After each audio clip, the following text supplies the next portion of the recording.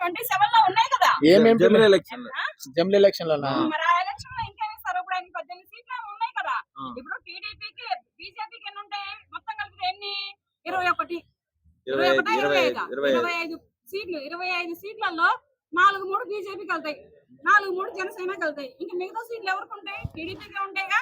దానిలో ఒక్క సీటు మన వర్మ గారికి ఇవ్వలేరా చంద్రబాబు నాయుడు గారు?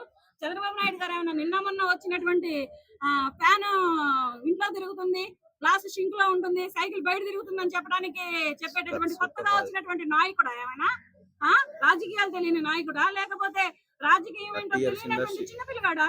కాదు కదా.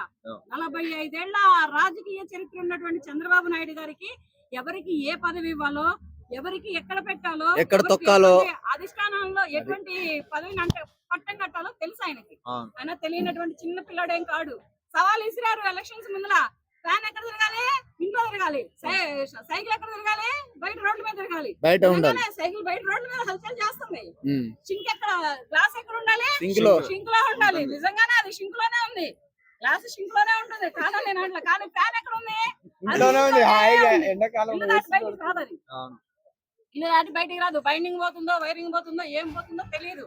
అటువంటి సవాల్ వేసినటువంటి ఒకప్పుడు పార్టీ నాయకులు, పార్టీ వాళ్ళు ఇప్పుడు వాళ్ళ మీద దుమ్మెత్తిపోస్తున్నారంటే పదవి పోయింది, అధికారంలో లేము. అటువంటి వర్మ గారే ఫీల్ అవుతున్నారు.